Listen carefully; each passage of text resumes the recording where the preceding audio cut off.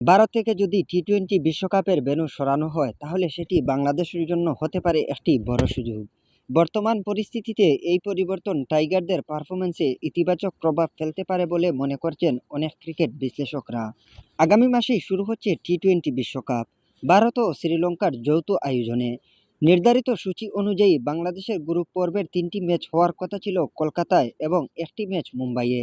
তবে আইপিএল থেকে মুস্তাফিজুর রহমানকে বাদ দেওয়া, দুই দেশের রাজনৈতিক টানাপোড়েনে এবং নিরাপত্তার শঙ্কার কারণে এই সূচি এখন অনিশ্চয়তার মধ্যে।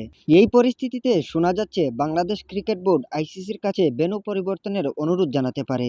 যদি বাংলাদেশের ম্যাচগুলো শ্রীলঙ্কায় সরিয়ে নেওয়া হয় তাহলে প্রথম বড় সুবিধা আসবে কন্ডিশনের দিক থেকে। শ্রীলঙ্কার উইকেট অনেকটাই বাংলাদেশের মতো, ধীরগতির এবং স্পিন সহায়ক। কলম্বো কিংবা ক্যান্ডির উইকেটে বড় রান করা সহজ নয়, ফলে বাংলাদেশের স্পিন বোলাররা সেখানে প্রতিপক্ষের ব্যাটিং লাইন আপে চাপ তৈরি করতে পারবে। আরেকটি গুরুত্বপূর্ণ বিষয় হলো ভ্রমণ ব্যবস্থাপনা। ভারত থাকলে দলকে কলকাতা থেকে মুম্বাইয়ে যেতে হতো, যা শারীরিক ও মানসিকভাবে ক্লান্তিকর। কিন্তু শ্রীলঙ্কায় হলে একটি নির্দিষ্ট ভেন্যুতেই একাধিক ম্যাচ আয়োজনের সুযোগ থাকবে, যা খেলোয়াড়দের প্রস্তুতিতে বাড়তি সুবিধা দেবে।